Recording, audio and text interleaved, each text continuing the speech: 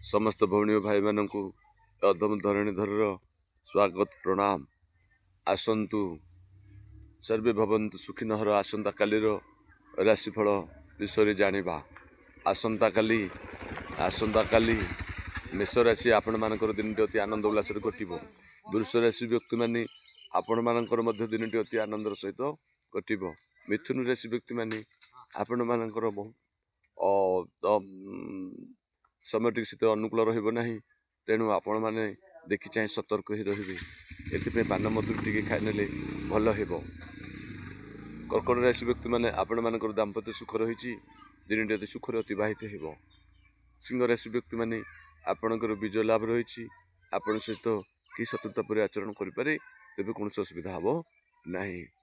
कन्या राशि व्यक्ति मैंने आपणकर दिनटी बंधु दर्शन सुखाद्य सुवसन दिनटी अतिबाहित हो।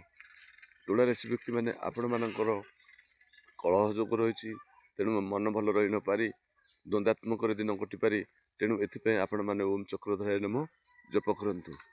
वृष राशि व्यक्ति मैंने आपण मानकर तृतीय चंद्र हेतु पराक्रम चंद्र अवस्थान हेतु आपणकर दिनटी अति सुंदर भाव कार्य आपणकर अतिबाहित हो। विजय लाभ प्राप्त। एवं धनुराशि व्यक्ति मैंने आपण मानकर मन सामान्य कष्ट रही पारे, मन व्याकुलित रही पारे। तेबे टिके अपेक्षा कर जातु, आग को निश्चित आपणकर मंगल हेबो। एवं मकर राशि व्यक्ति मैंने आपणकर दिन अति सुंदर भाव अतिबाहित हो। बंधु दर्शन सहित मन प्रफुल्लित रहिबो। खुशी दिन अतिबाहित हो।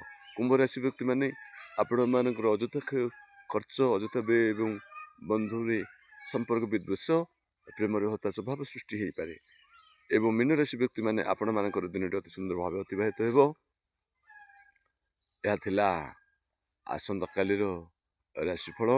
आसंतु जानिबा भागवतर से कई पद कथा। एमन स्वभाव चंचल केबे हे नुह निश्चल। जही अनेक संग मिली अवश्य पूजही गली। कर्मरे गता गत होई उच्च नीच को सेल भई। दुष्ट निवारी सन्थ पालू तू नाथ पर मदयालु। जाहाकू रखिबे अनंत कि करि पारे बलवंत। बोल आनंद कबार हरे। जय श्री सत्यनारायण स्वामी जय। ठाकुर सदिच्छा पूर्ण ही बोल आनंद कबार हरे बोल।